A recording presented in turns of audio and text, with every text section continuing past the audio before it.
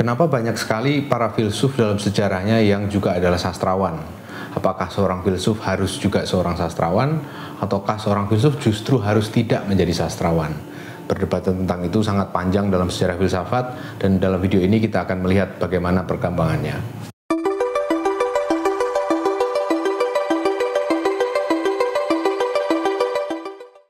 Hubungan antara sastra dan filsafat sebetulnya muncul bahkan sejak filsafat itu pertama kali dimulai, yaitu pada masa filsafat Yunani kuno.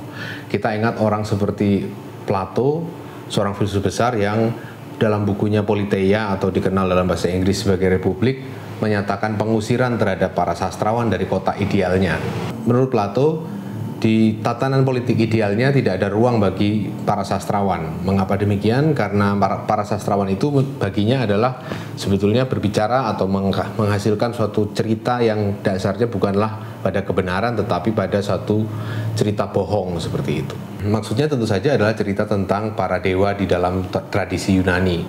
Orang seperti Homer, seorang sastrawan kuno di Yunani, menulis tentang para dewa itu di dalam karya-karyanya. Para dewa itu digambarkan berinteraksi dengan penuh dengki, saling bersaing satu sama lain, saling menjatuhkan, dan berlaku kejam terhadap manusia bahkan. Dan semua itu menurut Plato menunjukkan bahwa sebetulnya para sastrawan ini, atau Homer khususnya, tidak memiliki perhatian pada kebenaran tentang apa yang seharusnya dijalani oleh kehidupan manusia, tatanan moral seperti apa yang ideal. Maksud Plato dengan demikian adalah bahwa para sastrawan ini sudah mengajari warga polis, warga kota itu dengan moral yang tidak ideal gitu ya, tentang para dewa yang selingkuh, yang saling bersaing satu sama lain, saling menjatuhkan dan seterusnya. Dan itu kemudian akan ditiru oleh warga masyarakat menjadi satu tatanan kehidupan yang secara moral bermasalah seperti itu. Dan itulah kenapa Plato menganggap bahwa para penyair atau para sastrawan itu harus diusir dari kota idealnya. Tentu saja konsep fiksi belum dikenal dengan baik di dalam masa Yunani kuno. Orang mungkin tahu pada masa itu bahwa ada cerita yang sifatnya bohong, tetapi cerita yang dikarang bukan untuk maksud kebohongan, bukan untuk maksud menipu orang, itu tidak bisa mereka bedakan dari cerita yang memang dikarang untuk menipu orang. Jadi antara kebohongan dan fiksi itu tidak terpilah dengan jelas di dalam tradisi Yunani kuno. Oleh karena itu, Plato bisa saja mengkritik Homer karena memberikan menghadirkan citraan tentang para dewa yang bermasalah, korup secara moral seperti itu. Karena dia tidak memilah terlebih dahulu antara cerita yang bohong dan fiksi yang sebetulnya satu domain yang rekaan yang mandiri dari kenyataan. Namun Plato sendiri sebetulnya mengarang banyak cerita di dalam karya-karyanya. Keseluruhan karya yang dikenal sampai dengan hari ini kan bentuknya adalah dialog, dan dialog itu kan sebetulnya tidak sepenuhnya menggambarkan duduk perkara yang terjadi, tetapi merupakan satu rekaan yang dibuat oleh Plato sendiri tentang satu diskusi yang mungkin terjadi pada masa itu di Athena seperti itu. Dan kita tahu bahwa dialog-dialog yang dia tulis itu pada dasarnya bukanlah transkripsi dari suatu wawancara ya. Transkrip yang kita kenal sekarang kan tulisan verbatim, catatan verbatim yang merekam diskusi yang terjadi. Dalam Plato dialognya tidak seperti itu hampir seperti suatu rekaan, suatu cerita fiksi, semacam cerpen gitu, tentang beberapa orang yang terlibat bercakap-cakap satu sama lain, dan kemudian sampai pada kesimpulan tertentu. Dan di dalam dialog itu sendiri juga banyak cerita-cerita yang sebetulnya juga rekaannya si Plato sendiri. Misalnya adalah cerita tentang apa yang kemudian dikenal sebagai mitos gua atau alegori gua. Jadi dia menggambarkan di buku Politeia yang sama, ketika dia menyatakan pengusirannya terhadap para penyair itu, dia mengisahkan suatu keadaan imajiner di mana orang itu terkurung di dalam gua, dan kemudian mereka berusaha, ada satu orang yang kemudian bisa lepas dari gua itu dan melihat duduk perkara kenyataan yang sesungguhnya. Orang yang ada di dalam gua itu hanya melihat bayang-bayang dan nggak pernah melihat benda secara langsung. Tetapi ketika ada satu tahanan yang keluar dari gua itu, bisa melihat dunia, melihat bagaimana alam semesta ini ternyata seperti apa keadaannya. Dan kemudian dia kembali ke dalam gua itu dan mengajarkan ke para tahanan yang lain dan seterusnya seperti itu. Jadi ini adalah suatu cerita rekaan, tentu saja tidak ada dalam kenyataan, tetapi dikarang oleh Plato. Nah, jadi dalam arti itu sebetulnya Plato juga bisa dilihat sebagai seorang sastrawan, bukan hanya seorang filsuf. Artinya filsuf terbesar pertama dalam sejarah filsafat itu adalah juga seorang sastrawan besar, seorang Plato yang juga sekaligus filsuf dan sekaligus sastrawan.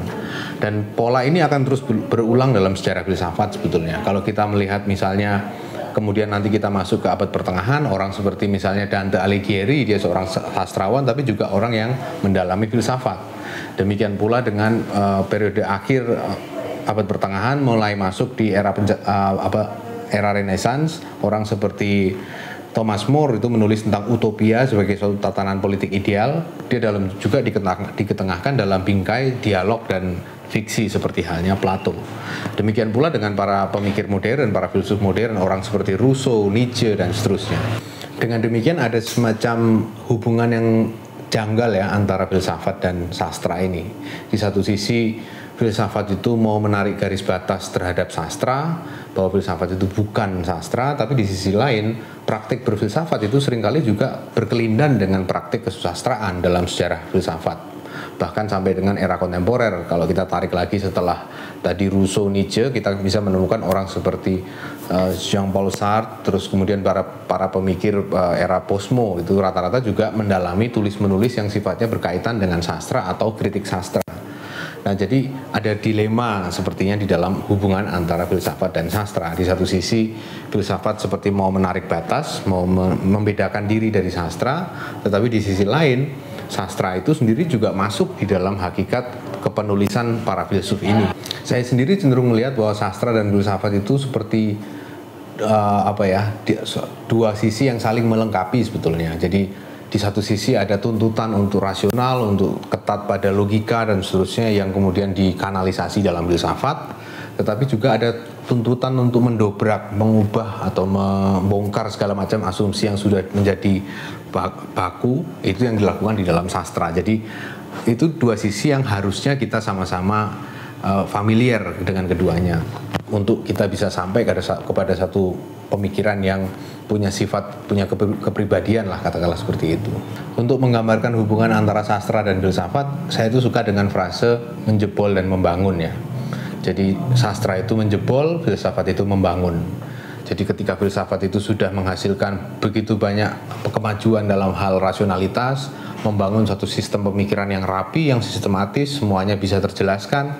Nah di saat seperti itulah kita harus bergeser sebentar masuk ke dalam sastra untuk melihat duduk perkaranya dari sudut pandang yang berbeda, dari sudut pandang yang mungkin tidak tertangkap oleh penalaran yang sistematis itu, yaitu sudut-sudut yang dimana rasa itu lebih banyak bekerja daripada penalaran yang saklek, kaku, beku, dan seterusnya. Tapi saya juga tidak memandang bahwa filsafat itu tidak berguna sama sekali. Filsafat justru berguna karena dia menetapkan standar untuk bagi sastra untuk mengkritik gitu. Jadi kalau nggak ada filsafat, sastra juga bingung apanya yang mau dijebol, orang nggak ada yang terbangun gitu. Tapi juga sama halnya dengan sebaliknya, kalau semua nggak ada sastra, maka pembangunan ini akan tidak jelas juntrungannya juga. Maksudnya dalam arti dia akan menuju pada satu idealnya sendiri dan tidak pernah melihat dari sisi sebaliknya, dari sisi hal-hal yang hancur dalam pembangunan seperti itu. Ini suatu metafora yang menurut saya pas untuk menggambarkan hubungan antara sastra dan filsafat ya. Kita tahu bahwa pembangunan itu tidak pernah terlaksana tanpa penghancuran. Artinya kita datang aja misalnya ke tempat di mana suatu gedung dibangun, kita akan melihat puing-puing yang berserakan juga di sana, timbunan material atau bekas gedung lama yang dirubuhkan dan seterusnya. Itu adalah kehancuran. Jadi pembangunan itu sebetulnya mensyaratkan penghancuran terlebih dahulu gitu. Dan itu yang kemudian tidak disadari oleh filsafat. Ketika filsafat membangun sebuah sistem, seringkali itu dia lupa bahwa dalam membangun itu dia sebetulnya itu menghancurkan sesuatu yang lain gitu. Nah, kita butuh sastra untuk melihat apa saja yang dihancurkan oleh filsafat. Ini yang terjadi dalam sejarah sebetulnya. Orang seperti Hegel misalnya, seorang pembangun sistem pemikiran yang sangat besar, dia membangun suatu sistem pemikiran yang merentang dari seluruh sejarah manusia dan melingkupi berbagai aspek kehidupan manusia juga. Dan di situ dia berpretensi untuk menjelaskannya dalam suatu prinsip dasar, yaitu pergerakan roh ya. Roh absolut atau pemikiran yang kemudian berkembang secara dialektis menuju rasionalitasnya yang paling sempurna seperti itu. Kemudian muncul filsuf seperti Søren Kierkegaard. Dia menunjukkan apa saja yang sebetulnya dihancurkan di dalam sistem filsafat Hegel itu. Banyak sisi yang sebetulnya menjadi puing-puing, menjadi tidak bisa dijelaskan oleh sistem filsafat Hegel itu ketika semuanya itu mau dirangkum di dalam satu prinsip penalaran universal. Dan puing-puing itu adalah pengalaman subjektif manusia, pengalaman dia bergelut dengan hidup sehari-hari. Dari situ lahir eksistensialisme. Jadi tegangan antara menjebol dan membangun itu adalah suatu tegangan yang membentuk dinamika antara sastra dan filsafat. Dan dalam banyak hal di sejarahnya kita lihat sebetulnya kedua tendensi ini direpresentasikan seringkali dalam sosok yang berbeda. Hegel misalnya sosok yang cenderung lebih suka membangun sistem pemikiran, sedangkan Kierkegaard lebih suka menjebol sistem pemikiran dan dengan menulis esai-esai sastra atau ulasan-ulasan yang sifatnya sastrawi seperti itu. Dan Nietzsche juga sama, dia menjebol dengan aforisme-aforismenya, karya-karya sastra yang dia hasilkan dan seterusnya. Jarang sekali kita temukan kedua tendensi itu hadir pada satu orang ya. Orang seperti misalnya kayak tadi saya sebutkan Kierkegaard, Sartre, Camus dan seterusnya itu kan walaupun mereka berfilsafat, mereka menulis karya sastra sebetulnya sebagai seorang sastrawan. Artinya filsafat mereka diarahkan untuk pada usaha untuk menjebol, tapi sisi membangunnya kan mereka tinggalkan sama sekali.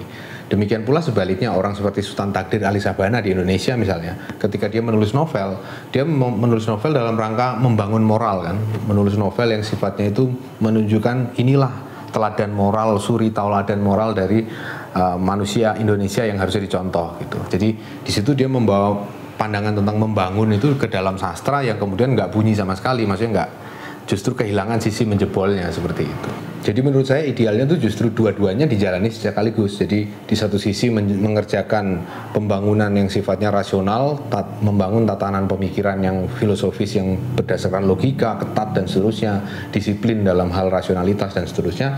Tapi di sisi lain juga melakukan penjebolan-penjebolan yang nakal lewat berbagai macam eksperimen sastra. Itu yang harusnya menurut saya dilakukan oleh para filsuf hari ini. Jadi idealnya adalah orang itu bisa dingin kalau memang dibutuhkan untuk dingin, berhadapan dengan sesuatu secara berjarak, rasional, menggunakan logika. Tetapi orang juga bisa panas sepanas-panasnya, membakar segala macam ketika itu dibutuhkan. Jadi memang dua-duanya itu seperti tangan kanan dan tangan kiri. Tangan kanan yang rasional, tangan kiri yang irasional seperti itu. Keduanya itu harus menjadi bagian dari satu tubuh yang sama, tubuh filsuf garis miring sastrawan itu. Mengapa ini menurut saya penting? Karena sebetulnya apa yang kita butuhkan saat ini adalah suatu kemungkinan untuk bisa menertawai diri sendiri gitu. Bisa berjarak, bisa bersikap ironis terhadap apa yang menjadi cita-cita diri sendiri gitu. Nah, dua sisi tadi itu memainkan peranan seperti itu. Artinya ketika kita berfilsafat, kita jangan lupa untuk menertawai diri sendiri, menertawai upaya filsafat kita yang kita lakukan setengah mati ini dengan cara sastra misalnya seperti itu. Demikian pula sebaliknya ketika kita menjebol segala macam, jangan lupa kita menertawai cara penjebolan yang eksperimental segala macam itu dengan pendekatan filsafat, yaitu dengan membangun kontras, yang membangun satu sistem yang dingin, kaku, semuanya serba mau dipastikan dan seterusnya. Jadi hidup di dalam tegangan, hidup dalam apresiasi terhadap ironi, nah itulah yang menurut saya menjadi syarat dari menjadi seorang filsuf hari ini.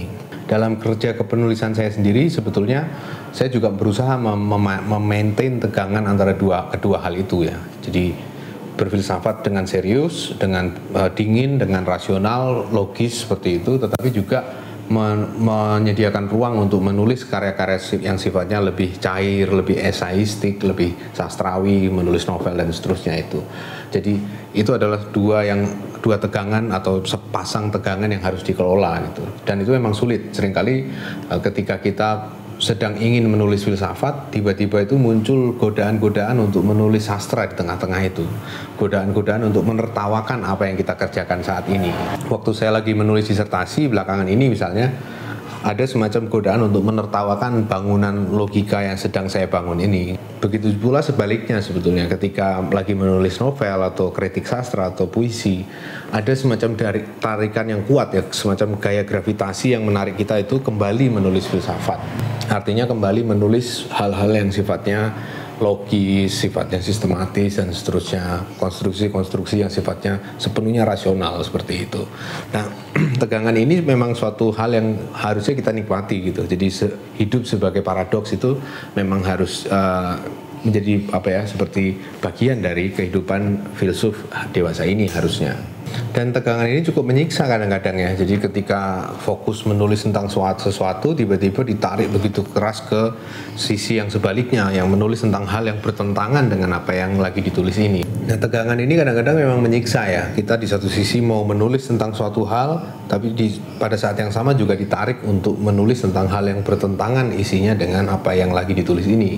Contohnya belakangan ini saya menulis tentang logika matematis, bagian dari disertasi saya. Tetapi pada saat yang sama ketika itu tiba-tiba ada keinginan yang sangat kuat untuk menulis karya sastra, menulis puisi, menulis novel, dan seterusnya. Jadi kadang-kadang itu susah di-manage tegangan antara sastra dan filsafat itu, walaupun keduanya itu sudah bisa disikapi sebagai bagian dari satu kesatuan yang sama. Pada prakteknya tetap saja sulit gitu. Jadi bagaimana kita bisa mengelola dorongan kreatif untuk dua hal yang berbeda sama sekali juntrungannya gitu. Yang satu dingin rasional, yang satu panas irasional atau eksploratif seperti itu. Jadi seperti ada dua orang di dalam diri yang saling menarik ke arah yang berbeda gitu, yang hidup di dalam tubuh yang sama tetapi menginginkan hal yang sepenuhnya bertentangan satu sama lain, dan keduanya itu harus bisa kita sikapi sebagai suatu kontradiksi yang asik juga sebetulnya, agar kita tetap bisa mengerahkan keduanya itu untuk menghasilkan tulisan secara kreatif. Artinya kita bisa memanfaatkan tegangan atau kontradiksi di dalam diri sendiri ini sebagai bahan untuk membuat tulisan-tulisan yang baru, tulisan-tulisan yang sifatnya eksploratif dan seterusnya seperti itu. Memang ada para filsuf yang cenderung suka mencampurkan antara filsafat dan sastra ya. Ketika mereka menulis sastra atau ketika mereka menulis filsafat, itu keduanya sama saja suaranya. Misalnya kayak Sartre gitu.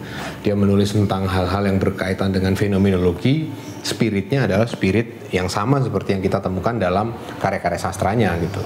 Atau orang seperti Alang Badiou misalnya, dia menulis karya-karya filsafat yang menggambarkan suatu pandangan politik tertentu yang ke arah aktivisme, pergerakan sosial, emansipasi dan seterusnya. Karya-karya sastranya, dia juga seorang sastrawan, dia menulis semacam dialog seperti itu, novel seperti itu ya, novel isinya dialog gitu, naskah drama juga gitu. Itu nilainya atau pandangan-pandangan yang dia sampaikan di situ sama saja dengan filsafatnya. Jadi keduanya tuh mengarah ke satu jurusan gitu. Jadi sama seperti Sartre tadi ya. Buat saya sendiri, usaha semacam itu untuk mencampurkan pandangan filsafat dengan gejolak eksplorasi kreatif sastra itu menurut saya justru kontraproduktif ya. Artinya itu akan membuat filsafatnya jadi lemah dan sastranya juga lemah, jadi mediocre di dua-duanya gitu.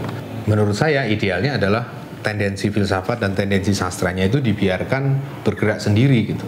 Walaupun itu akhirnya merentang kita ke dua arah yang berbeda, tidak apa-apa. Yang satu maunya rasional, logis dan seterusnya, yang satu maunya ugal-ugalan dalam sastra, nggak ada masalah gitu. Tapi jangan memaksakan keduanya harus ketemu gitu. Kalau keduanya harus ketemu, itu yang terjadi adalah tadi karyanya jadi mediocre, filsafatnya nanggung, masih terlalu sastra dan kurang filosofis, masih terlalu banyak hal yang tidak dipertanggungjawabkan secara rasional.